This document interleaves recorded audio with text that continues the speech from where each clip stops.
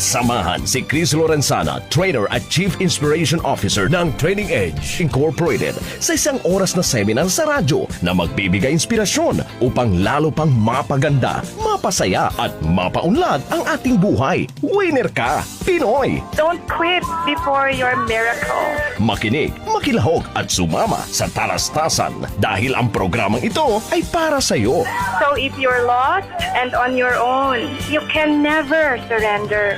Hindi ka naman talaga nag-iisa. Winner ka, Pinoy! If your path won't lead you home, you can never surrender. Winner ka, Pinoy! Kada araw ng linggo, alas 11 ng umaga hanggang alas 12 ng tanghali. Dito lamang sa DZXL 558. Ang mga pangarap ko'y kay hirap abutin.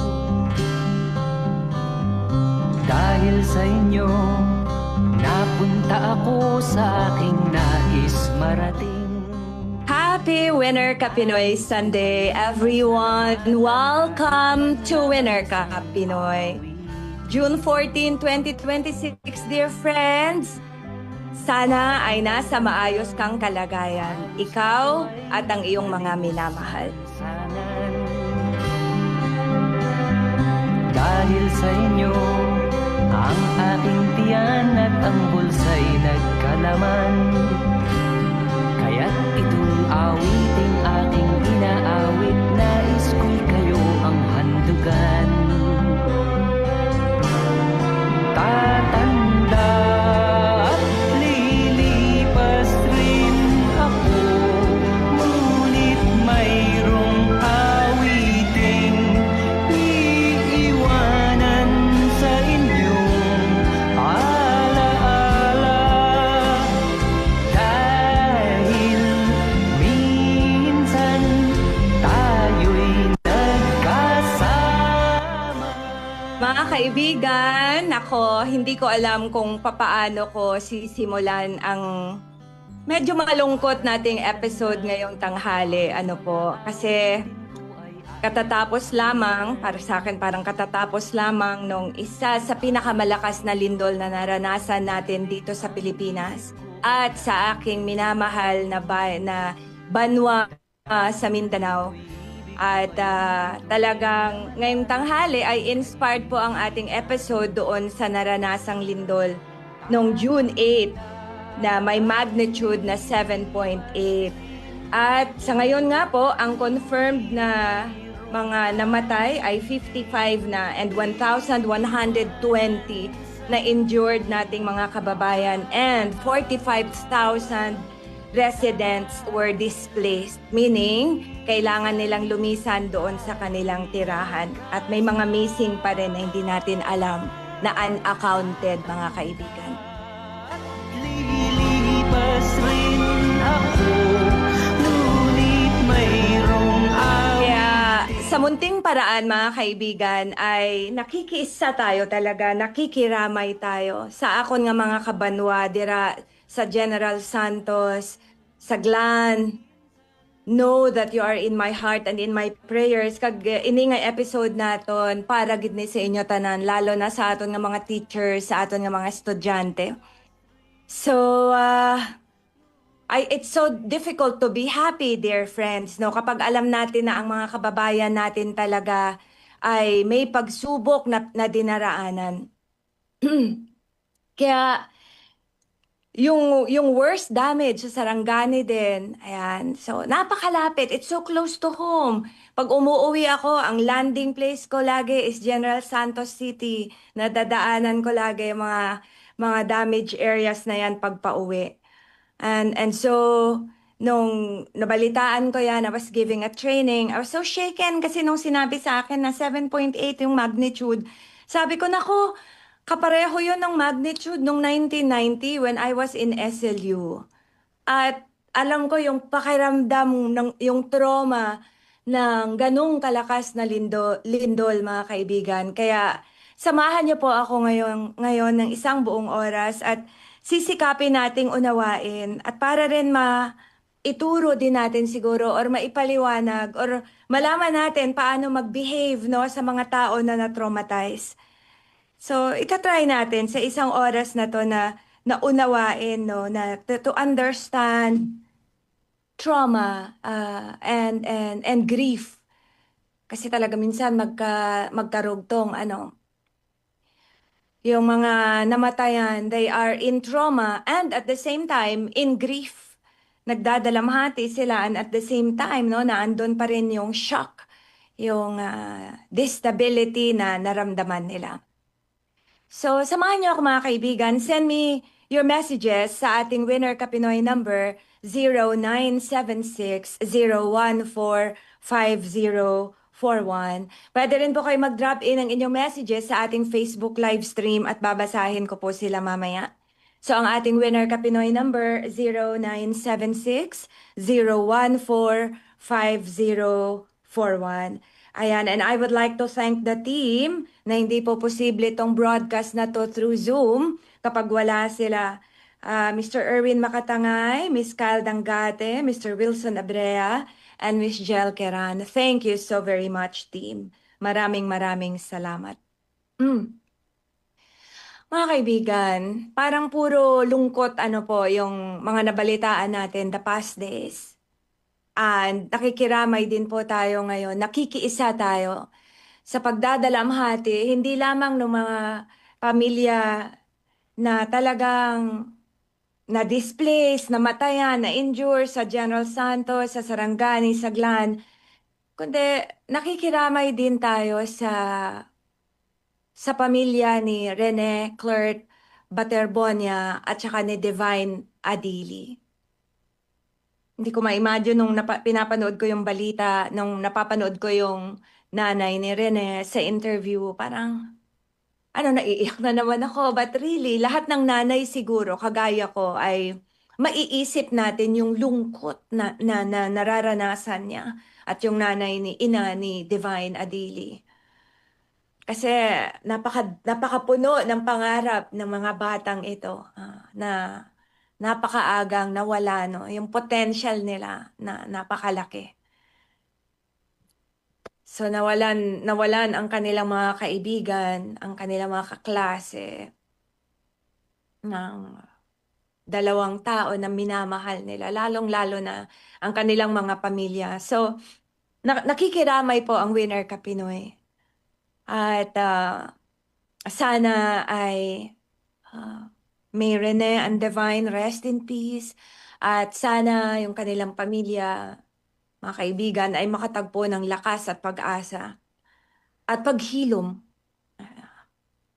kung kailan man tama yung oras na yon para sa kanila.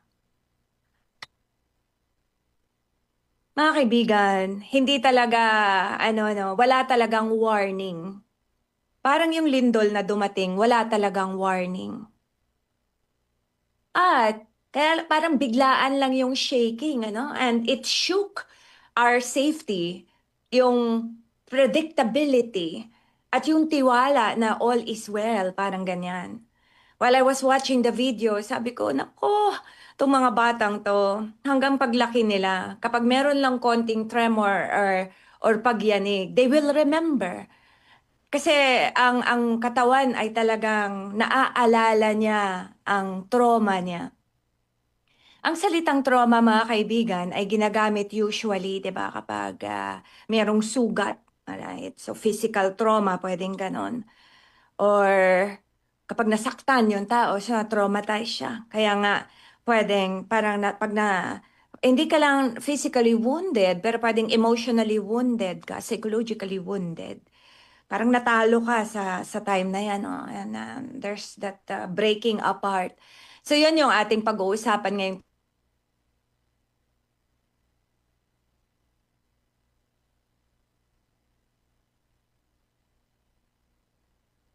Tanghali, mga kaibigan, ha? Padala 96-05041. Pwede rin po sa aking personal number, 0920-922-9462.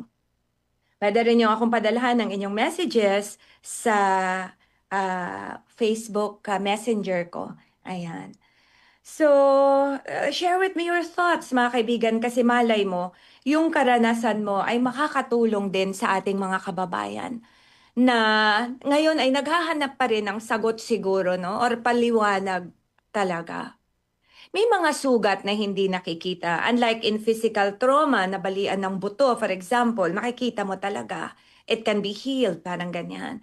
Pero may mga wounding, sugat, na hindi talaga nakikita. At yan yung ating pag-uusapan ngayong tanghali. Na may mga bagay talaga na hindi natin alam kung kailan mangyayari. Ang kaya lang natin gawin ay ihanda ang ating sarili physically, psychologically, kasi hindi nga natin sila kayang pigilan talaga. May mga pagkawala rin sa buhay natin na hindi natin talaga maintindihan, no? Parang walang paliwanag. I could understand Mrs. Baterbonia nung sinasabi niya na kailangan ko ng paliwanag.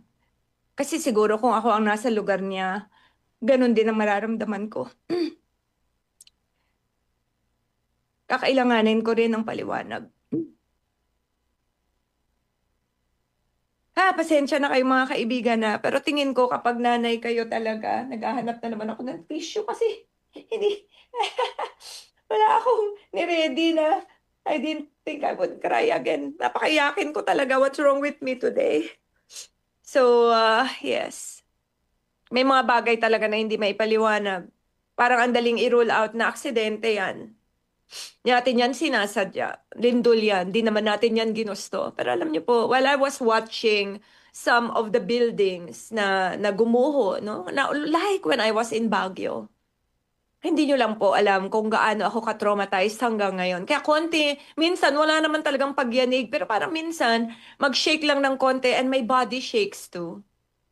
Ganun kalalim ang trauma. And that's how many years ago. That's more than, is it more than 30 years ago na? Yung it's more than 30 years ago, the 1990 earthquake. Kaya, pag tinitignan ko yung pagguho na yon, sabi ko, oh my God, that is just so painful. Para dun sa mga tao na nandun, para sa mga tao na barely escape, yung iba na ang pamilya nila ay were not able to escape. Kaya after kong nakita yung mga ibang post, nanawagan din po ako ng tulong kasi alam nyo naman sa Winner Ka Pinoy, hindi tayo pwedeng hindi gumawa ng paraan. This episode is our way of supporting our kababayans. Pero pagtapos nung mga, well, when I saw what happened, Glenn was trapped, and humingi rin po ako ng tulong na kung gusto ninyong isabay ang inyong donations, pwede ninyong isabay sa ating Winner Ka Pinoy Love Fund. Kapag may trahedya mga kaibigan, parang ang una natin minsan reaction is pasasalamat, 'di ba, na parang wala tayo doon. That's really normal. Hindi naman 'yun selfish. Tapos ang pangalawa nating reaction, because ako din, while I was giving that training, nagpapanik yung utak ko na kumusta kaya yung mamang ko doon, kumusta yung pamangkin ko, kumusta yung kamag-anak ko. Tapos walang masyadong sumasagot kasi nag-brown out pala doon and so they couldn't reach us. And siguro there's no signal also. Hanggang sa makarinig ako ng news na, oh, they're all fine. So parang nakahinga ako ng maluwag. Niyayanig din ang puso natin, mga kaibigan, no? Na kahit yung pamilya natin okay, pero may mga ibang pamilya at kababayan natin na nasaktan talaga.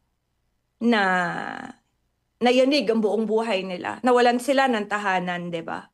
And so anyway, I made a call also on my Facebook page and I would like to gusto ko magpasalamat. Although yung mga iba ayaw talagang banggitin yung pangalan nila, but just allow me to thank you. I would like to thank my friend, Miss Beng Dolores. Pasensya na kayo, napaiyakin ko talaga these days. Anyway, because tuloy ko lang muna yung pagti-thank you ko, Miss Beng Dolores. Gayem, thank you so very much. Sinare niya pa yung aking panawagan sa kanilang GC. Miss Elsie Labuguen, maraming salamat. To our long-time listener, friend, Mr. Hubert Roble, maraming salamat. Mr. and Dr. Eridani, maraming salamat. And most especially, na talagang ang mission niya na rin, Dr. Etchel Villanueva, Tito Danny Villanueva, nako, Mama Love, kayo ang may pinakamalaking contribution sa naipon nating 6,000 pesos para sa ating mga kababayan sa GLAN. Thank you so much, Mama Love. Sabi niya, nako, Nagtatatawag daw siya. Kaya yung mga iba dito, dahil yun sa panawagan niya, nagtatatawag siya na, "Oy, mag-donate kayo." Tapos sabi ko, "Mama, love, hindi natin sila kailangang pilitin. Kasi malay mo, meron naman na silang way of helping." So sabi niya, "Hindi, kaya naman nilang tumulong. Hayaan mo lang ako." And so, our Winner ka Pinoy Love Fund will extend some help. Meron akong kinausap, sabi ko, kasi gusto kong makasigurado na yung mga nalikom natin ay mapupunta talaga sa nangangailangan. And so, my friend, Miss Marieta Labao Mailia, kinontak ko siya dahil yung anak niya na si Dr. Nico ay nagtatrabaho sa Glan Municipal Health Center. Sabi ko, pwede mo bang kausapin si Dr. Nico na pumili ng 5 na pamilya na na-displace or 5 senior citizen na talagang hirap because of the earthquake at sila yung maging recipients ng ating Winner ka Pinoy donation from our Love Fund. And very kindly naman pumayag si Dr. Nico at sabi niya magpapahanap daw siya sa kanyang nurse ng recipients ng ating tulong. So, thank you so very much. Thank you so much for helping me help our kababayans in Mindanao, specifically in Glan. So yun mga kaibigan, what do we do? Well, yes, nandun yung pakikiramay natin talaga. Andun well, magdodonate tayo ng konting pera siguro. Yung mga gamit siguro, ganyan. And that's really good. Yun yung paraan natin para iparamdam na nagmamahal tayo. Now, I want us to discuss yung pagguho ng damdamin natin, no? Na may mga sugat talaga because that's what trauma is about also, na hindi natin nakikita. May mga tao na oo, nakaligtas nga pero hanggang ngayon hindi pa rin mapakali, hindi pa rin makatulog. Hirap pa rin umusad. So pwedeng sa paningin natin magno-normal din 'yan, babalik din 'yan sa dati, pero kailangan maintindihan natin na ang trauma is not simply just the event that happened during the earthquake or surrounding the earthquake. Kailangan maintindihan natin na ang trauma ay nangyayari, yung ating wounding, yung sakit, yung parang pakiramdam natin na talo tayo, no, we lost control, yan. It's also what happens inside of us after the event. Kaya may mga tao na pareho naman ang naranasang lindol, pareho naman yung circumstances nila. Parehong nawalan. Pero magkaiba ang epekto sa kanila. And that's really understandable. Kaya hindi natin pwedeng sabihin na, ikaw talaga, ang drama ko talaga, hina mo. Yung siya nga, nakausad na, ikaw, ganyan ka pa rin. We cannot compare. Kasi pwede na yung isa ay mas mahina ang way of coping niya, di ba? Magkakaiba ang karanasan natin, ang kasaysayan natin, magkaiba ang proseso natin sa ating mga nararanasan. So, that's why, dear friends, itong episode natin ngayon ay hindi lang para unawain, ano ba talaga ang trauma, ano yung pagluluksa talaga, may deadline ba yan? Pero, ito rin ay para matulungan natin ang ating sarili habang tinutulungan natin ang iba.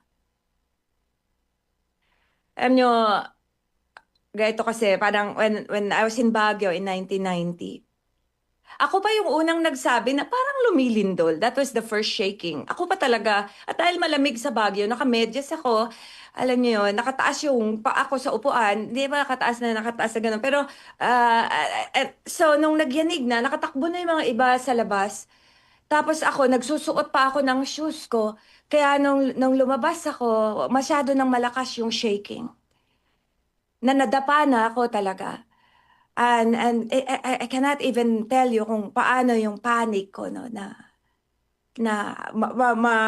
mamamatay na ba ako? Alam niyo yun. Will the building collapse on me? Yun yung mga panganib na naiisip ko nung time na yan. Nung time na yun, wala akong maisip na iba, kundi na mailigtas sa sarili ko. At pagtapos noon, may mga aftershocks, sa garahe kami natutulog, ang dali naming magulat, ang babaw ng tulog namin. Paulit-ulit na iniisip yung nangyari na what if, ganyan.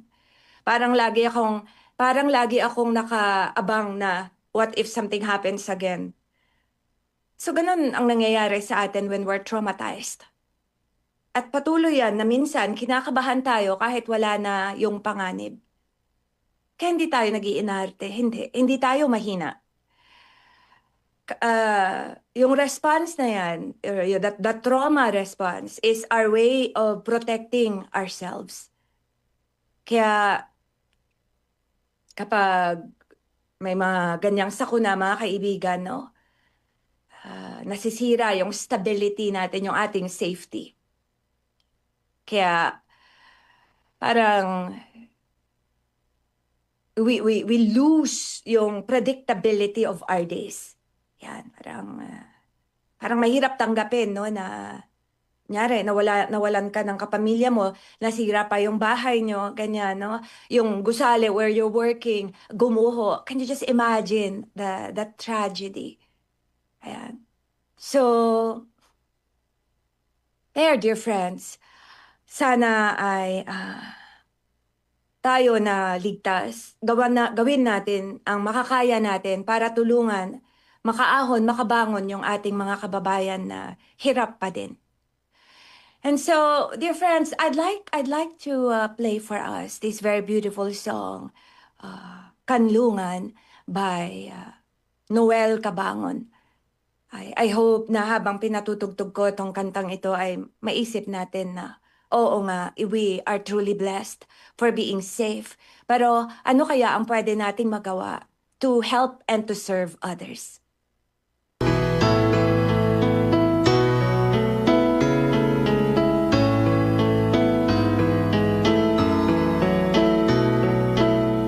Panahon ng pagkakataon, may babalik ba ang kahapon?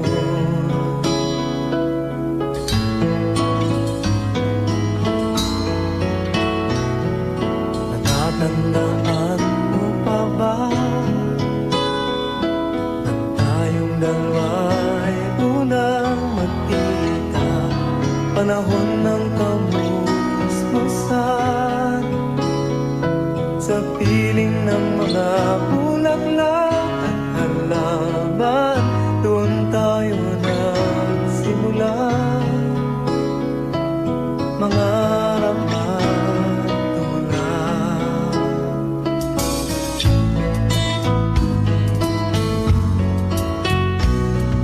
natatandaan mo pa ba?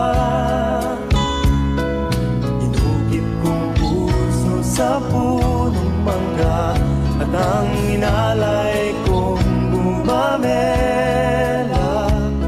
magkahawak kamay sa dalampasigan, malayang tulad ng mga ibon, ang gunita ng ating kahapon.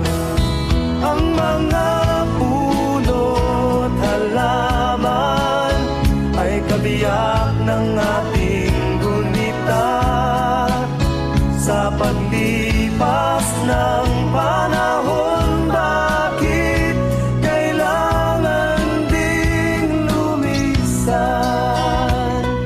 Panahon ng pagkakataon, may babalik ba ang kahapon?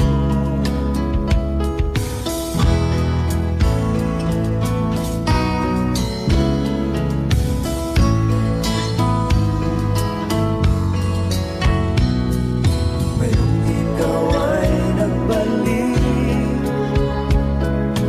tulad ko rin ang iyong pananabik, makita ang dating kanlungan, tahanan ng ating tula at pangarap, ngayon ay naglaho na.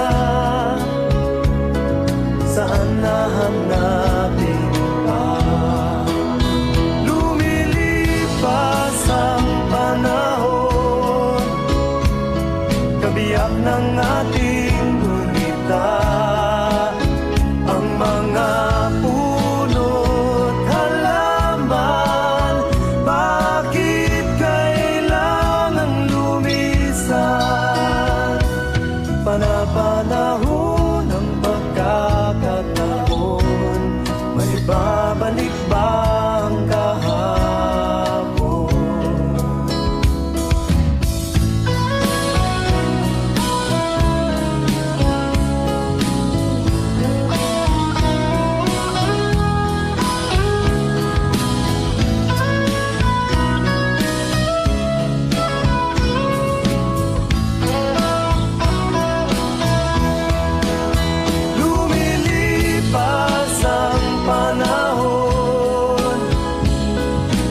Iyak ng ating gulita, ang mga puno't halaman. Bakit kailangang lumisan? Panapanahon ng pagkakataon, may babalik ba ang kahapon?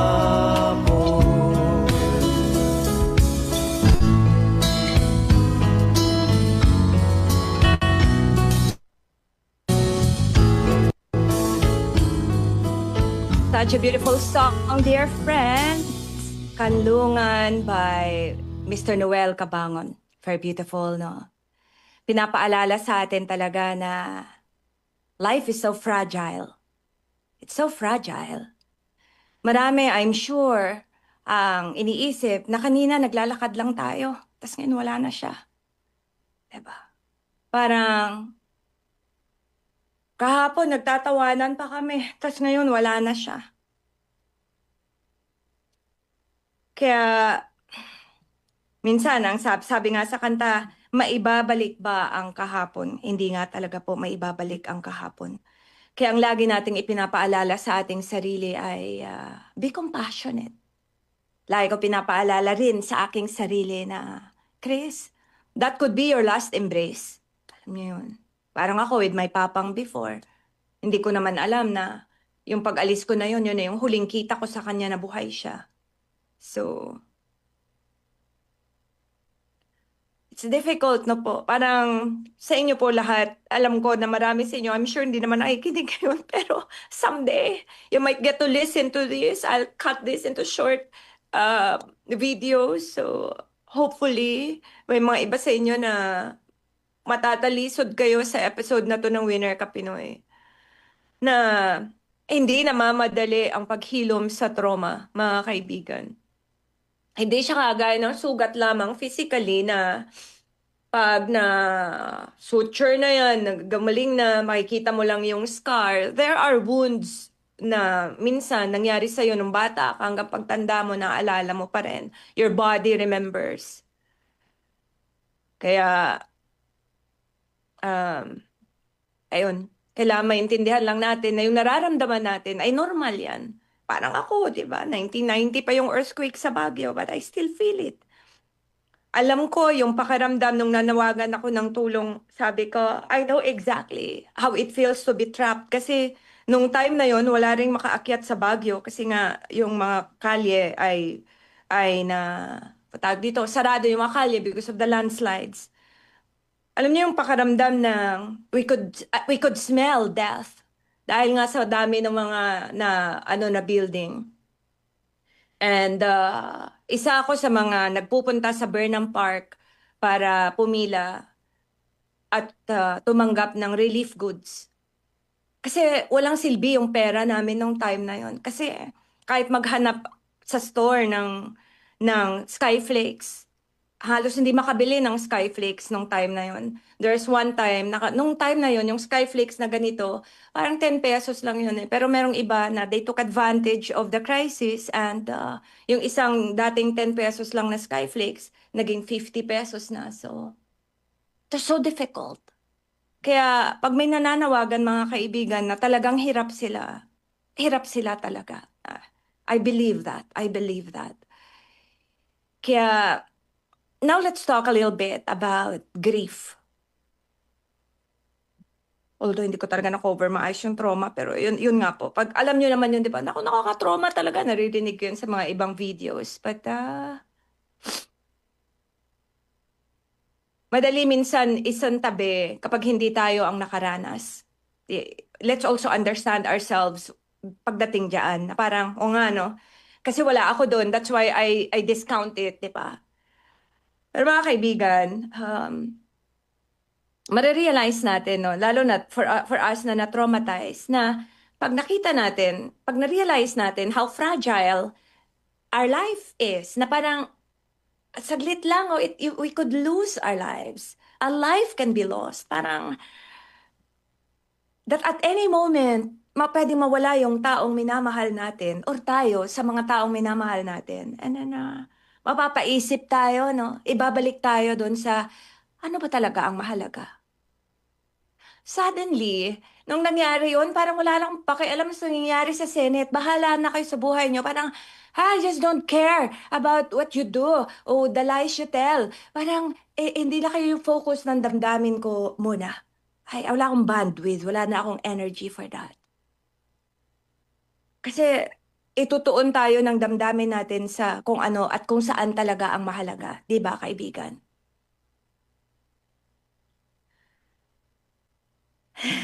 It's 11:32 in the morning at nandito pa rin po kayo sa inyong paboritong programa tuwing linggo na paborito ko rin, Winner Cup Pinoy sa DZXL 558 Manila. At kasama niyo pa rin po ako mga kaibigan, ang inyong lingkod, Chris Lorenzana. Hello, Mr. Angelo Redaha. Thank you so much for listening. To my friend, Miss Victoria. Hello, QV, Miss Victoria Zulueta Laguno. Thank you so much, beautiful lady, for listening. Miss Marieta Labao Mailia, Happy Winner Cup Pinoy Sunday, my friend. Salamat ulit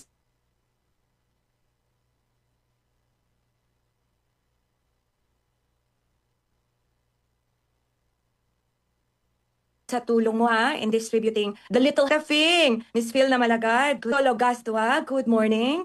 And from Miss Caroline Jose de la Cruz, shout out sa Meralco, grabe. Kagabi pa po walang kuryente dito sa Malibong, Matanda, Pandi, Bulacan. Please, Meralco, update naman kami. Nagbabayad naman kami. Ay, naku, oo nga. Yes, please, calling on Meralco. And there's a message here from Miss Arlene Castro. Good morning po. Manang Chris, nakatutok po ako, nanonood sa inyo. Tama po, napakasakit ang mawalan ng pamilya. Naranasan ko po ang lindol na yan 1990 dahil birthday ng aking kapatid, July 16. Salamat po. Maribel Gallardo ng San Fernando, Laur. Pareho pala tayo, no? Na nakaranas talaga ng trauma na yan. From Mr. Romel Livid, hello pong muli, Ma'am Chris, blessed weekend. Blessed weekend to you as well. And to Mr. AJ Factor, thank you for listening. Thank you for watching, AJ. And I wish you success in your new business, your new training company. And our YouTube listener, thank you so much to Mr. Reynaldo La Chica. Good morning and God bless you more as well. Maraming salamat. Tuloy natin mga kaibigan yung ating usapin. Na yung core siguro dito is that sa trauma, especially yung mga hindi natin nakikita, like emotional, psychological trauma, no, na nandun na, parang andun na yung anxiety niya, nakafix na, let's just be more understanding of them. Alright, dear friends, hindi natin pwedeng sabihin na, ang tagal na no na, di ko pa rin nakakalimutan, may mga sugat. Trauma, may mga sugat sa kalooban talaga na hindi natin mapipredict kung kailan talaga yan maghihil. Alright, dear friends? So, may mga takot talaga na nangyari 30 years ago, 40 years ago, andun pa din. May mga sakuna na nagdulot sa atin ng galit siguro, ng lungkot, ng ano pa ba, panghihinayang, gaya nung panghihinayang natin sa dalawang Atenista na nalunod. No? Parang andun yung sana, what if? Kaya ganun ang mga naririnig natin eh. Alam na nga nila na malakas yung alon doon, ba't doon pa sila talaga? Nag-team building, ganyan. Kaya ako napakaingat ko pag nagde-design ako ng mga team building programs. Minsan nagre-request sila na, Chris, pwede ba magkaroon ng pool activities? Sabi ko, yes, pero dapat meron tayong enough na lifeguards na nakatutok sa at least 3 na participants at a time. Pag hindi, wag na lang. You know? Kaya, sipin na lang natin na parang thumbprint lang, parang thumb mark. Ganun ang experience natin ng trauma at pagluluksa. No, hindi siya uniform. Alright, dear friends? So, may mga iba na sinasabi, sorry po, nagkaka-vertigo talaga ako. If I move my head, I get dizzy. Pero, konting panahon na lang po, 24 minutes and I'm done. Ayan, pwede ko na maihiga yung ulo ko. Alam niyo po, hindi pinipili ng tao na dapat level 5 lang ang reaction ko sa trauma na to. Walang ganong choice. Kasi hindi naman niya hiniling na mangyari sa kanya yan. Hindi niya ginusto na naandun siya nung lumindol, di ba? So hindi niya mapipili yung reaction ng katawan niya.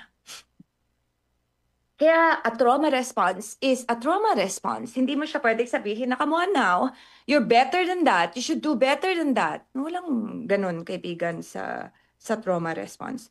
Hindi mo pwedeng sabihin na you should be better or do better than that. Ano ka ba? Hina mo, buti pa yung kapatid mo? No, nothing like that. Alright, dear teachers, tulungan natin yung ating mga estudyante na maintindihan yung nararamdaman nila. Walang mabuting na idudulot yung pagdikta ng healing. Hindi mo pwedeng sabihin na, awat na, come on. You know, focus on the present moment. No, there's no such thing. Right?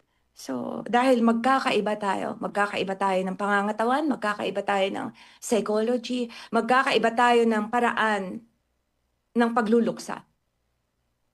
Hindi karera ang healing pagdating sa trauma and grief. Right, dear friends? Hindi rin paligsahan yung tibay ng ating loob. At wag din nating i-minimize siguro mga kaibigan at sabihin na ano ka ba? Lahat naman na tao diyan pupunta. It's so inconsiderate. It's so callous to say that. Yes, alam naman na natin yon. But hindi natin kailangan gawin yan na justification para bilisan mo. Umahon ka na. You know. Kaya andito ako para ipaalala, lalo ka na nakikinig, na sobrang na-traumatize sa mga nangyari sa'yo. At hindi mo alam paano ka aahon, hindi mo alam how to cope, hindi ka makatulog, palagi kang balisa, you overthink, lagi kang anxious, no? Hindi ka na makapagtrabaho or hindi ka na makapag-aral or hindi ka na makafunction sa pang-araw-araw mo. Alam mo yun? Hindi na ikaw yung dating ikaw. Or minsan, umiinom ka na para lang makatulog ka or makatakas ka sa sakit. O nakakaranas ka na ng panic attacks, hindi ka na makahinga ng maayos. Or minsan, dahil sa nangyari sa'yo, nawalan ka ng mga minamahal mo sa buhay at hindi mo maintindihan ang nangyayari sa katawan mo. At minsan, parang gusto mo na lang ding mawala. Ano nga ba tawag doon? The survivor. There's a term for that. I just forgot. Na yung mga naiiwan, there's the survivor's guilt, no? Na, ba't ako naiwan? Parang ganyan. So minsan parang naiisip mo, nasaktan na sarili mo or sana mawala ka na rin. Pag nangyayari sa'yo yung mga bagay na binanggit ko, pumunta ka sa pinakamalapit na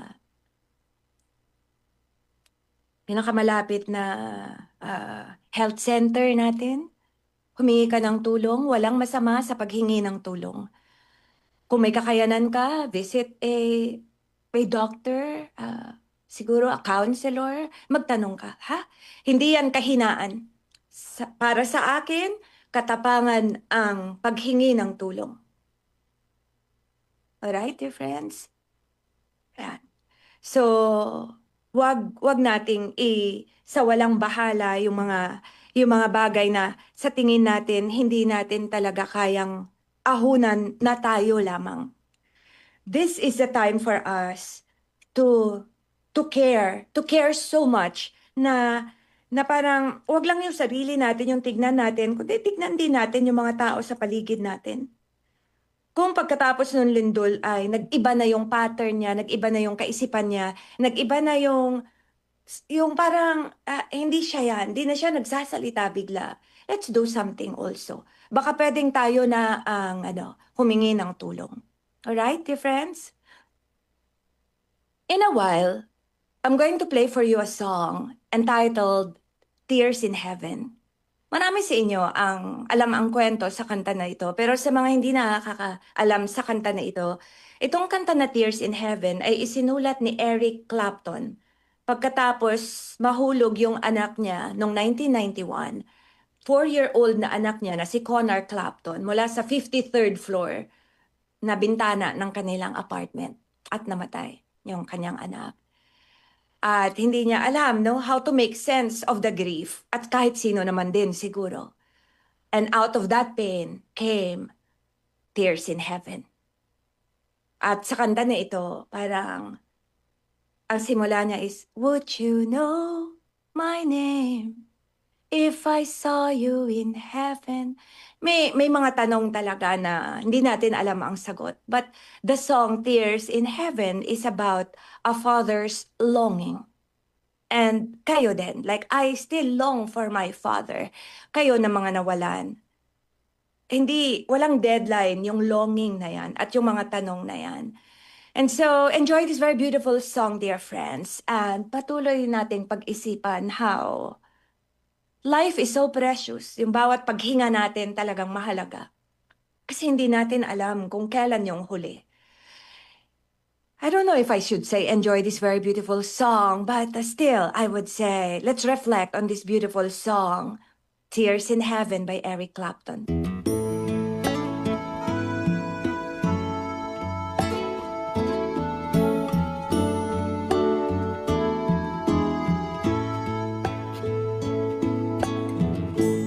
Would you know my name if I saw you in heaven? Would it be the same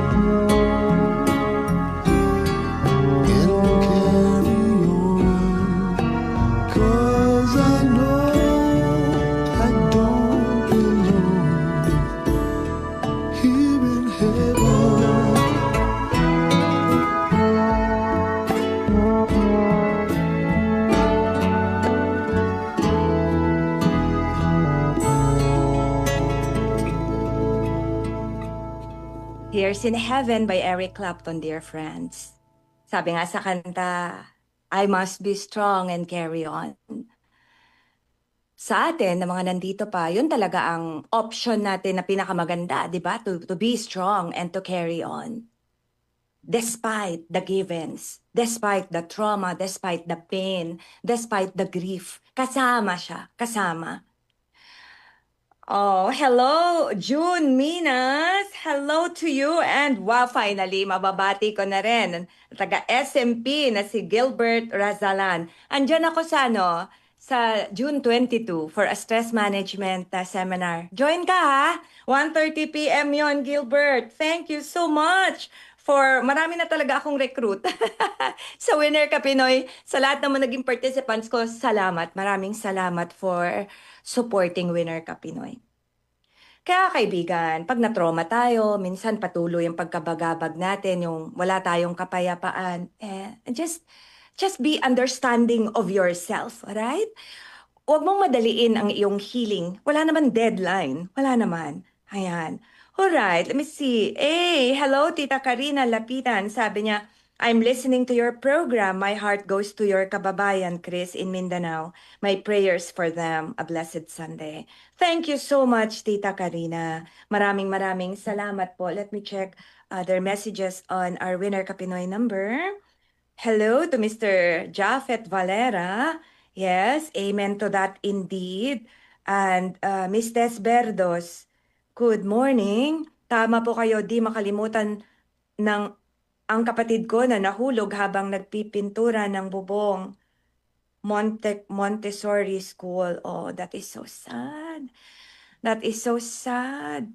Kaya nga po minsan, mas mabuti na ang tripleng ingat, 'di ba? Kaysa yung masyadong bumilib sa kakayanan natin, 'di ba? Yung mga nahuhulog minsan dahil hindi naka-harness or dahil walang parang support. Lungkot na lungkot talaga ako minsan kasi marami na ako mga kakilalang ganon na tumutulong sa construction, ganyan. Yung believe natin sa sarili natin minsan kulang Hindi yun sapat para maprotektahan yung ating mga sarili talaga. So, tripleng ingat po tayo mga kaibigan. Ngayon, may mga iba na namang magsasabi sa akin yan na, oo Chris, kahit tripleng ingat mo, kung panahon mo na. Indeed, indeed. Pero wala naman ding masama pag subukan lang din nating mag-ingat, di ba? There's a message here from June Mendoza. Hello, Ma'am Chris.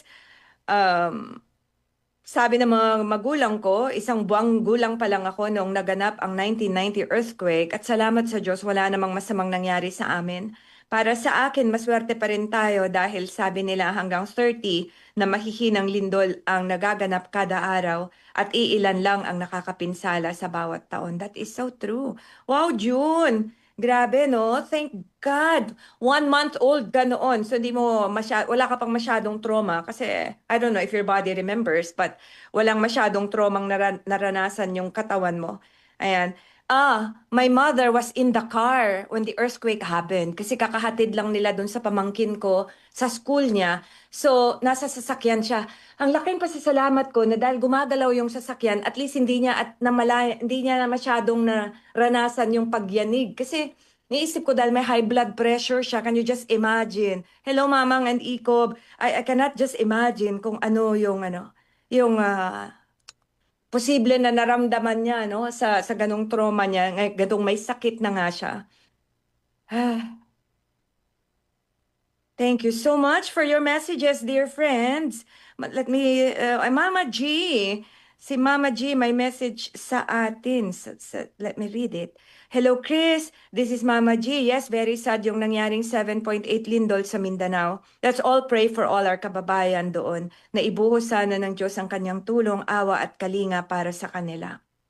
Yung mga nasaktan, lalo na yung mga pumanaw ang mga mahal sa buhay. Dear God, please heal their broken and grieving hearts. Amen. Thank you so much, Mama G. Maraming salamat po for that beautiful message and for your prayers. Hello, Miss Ermi Clemente. Blessed Sunday to you too, my dear. Maraming salamat. Okay, let me see if there are other messages before I proceed. Right. Napakabilis po talaga ng oras, mga kaibigan. Now, let me talk to you about healing, no? Healing. Ah, how do we heal? Maraming pamamaraan to heal talaga. Pero minsan, kapag alam natin na may suporta talaga na tayo na natatanggap from our relatives, from friends, from family, yan, parang gumagaan yung ating pakiramdam. Right, dear friends? Parang, sabi nga nila, when it is shared, when your burden is shared, parang mas nagiging magaan. So, huwag kang lumayo. Huwag kang lumayo sa support. Matuto kang tumanggap ng tulong siguro, ng suporta. Alright? And part of your healing ay alagaan ang iyong sarili. Kahit mahirap, kahit wala kang gana, kumain ka. Subukan mong matulog. Yung mga iba, after a while, no? Siyempre, sa una, andyan yung habang nagluluksa ka, nadidepress ka, ganyan, matutulog ka, or wala kang ganang kumain lang, wala kang ganang huminga, that's okay. That's all a part of it. Pero after a while, bumangon ka, maligo ka, right? Lumabas ka ulit. Makapag-usap ka ulit. Pag may tumutulong sa'yo, do not say, no, I'm okay. Tanggapin mo yung tulong. Para sa inyo naman, mga bata, lalo na matagal na yung lindol, sabi ninyo, pero bakit parang natatakot ka pa rin? Again, that's very normal. Pwedeng yung katawan mo at yung isip mo nasa alert mode pa din, which is really what happens when we're traumatized, no? Pakiramdam ng katawan mo, lagi kang nasa panganib, parang ganyan. And normal ba na parang lumilindol pa rin? Parang, yes, normal yan. Ang katawan mo minsan nahihirapang maniwala na ligtas ka na, and so you feel like it's as if you're still shaking. Meron dito, mahina ba ako kapag mas matagal akong makarecover kesa sa iba? Hindi. Hindi naman contest ang recovery. So, let's just be gentle with ourselves. Basta physically, take care of yourself. Kung kaya mo na, maglakad ka, magpaaraw ka, kumain ka, matulog ka, talk to people. Pag talagang hindi mo kaya magawa yan, consult our healthcare practitioners. Pumunta ka sa ating health center and ask for help. Alright?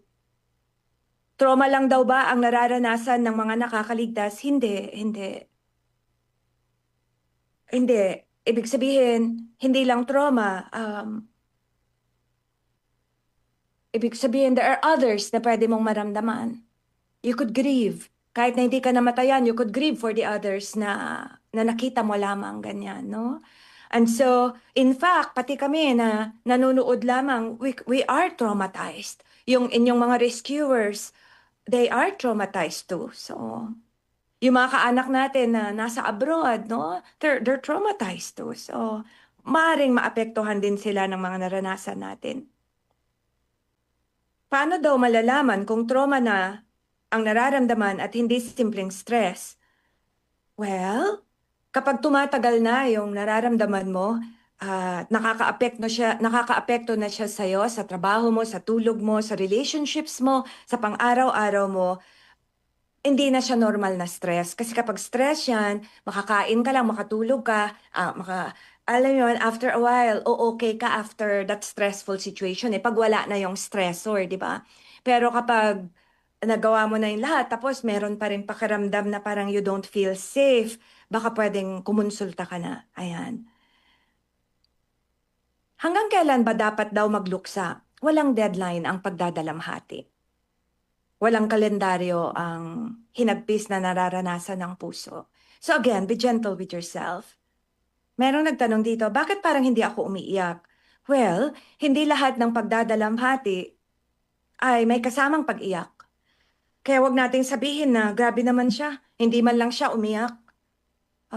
Dear friends, hindi lahat ng nagdadalamhati ay kagaya ng pagdadalamhati natin. Di kagaya ko na iyakin. So may mga iba na ang pagdadalamhati nila ay tahimik lamang, nananahimik lang sila or nagiging abala sila. Alam niyo yon?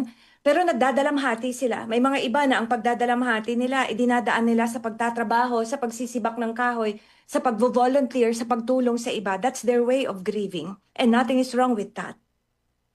Malibang tumawa o maging masaya habang nagluluksa? Hindi. Hindi. Diyan nga tayong kilalang mga Pinoy, di ba? Minsan may iyak ka pero tumatawa ka at the same time. Hindi nangangahulugan na bawal nang makaramdam ng saya kapag tayo ay nagluluksa. At hindi ibig sabihin na pag hindi tayo umiyak ng sobra, ng labis, ay hindi natin minamahal yung nawala sa atin. Alright, dear friends? Uusad din tayo. Hindi lang natin alam kung gaano kabilis or gaano kahusay yung pag-usad natin, pero uusad din tayo. Just give yourself time. Alright, dear friends? Bago tayo matapos, again, gusto kong magpasalamat sa inyo na talaga namang nag-contribute sa ating Winner Ka Pinoy Love Fund na mapupunta sa 5 na pamilya sa Glan. Dr. Echel Villanueva, Tito Danny Villanueva, thank you. My friend, Miss Beng Dolores, Miss Elsie Labuguen, Mr. Hubert Roble, Mr. and Dr. Eredani, thank you so very, very much. Salamat sa pagtulong ninyo sa akin to help our kababayans. Malapit na naman po ulit ako magpaalam mga kaibigan at pasensya na po kayo kung hindi ko kayo nabati or nabasa ang inyong messages. Let me just read this one. Paano kung nagagalit ako sa Diyos dahil sa nangyari? Marami sa atin na pagdadaanan yan talaga. Na magagalit tayo sa Diyos na bakit? Wala naman kaming ginawang masama. Parang ganyan. Ang galit ay bahagi ng pagdadalamhati. At di ka nag-iisa. I am not saying that it is right or it is wrong, but I think our God would understand, di ba? Na in our way to make sense, minsan sa kanya na tayo nagagalit, na nagdadasal naman ako, bakit? Parang ganyan. So, don't worry. Babalik din tayo, di ba?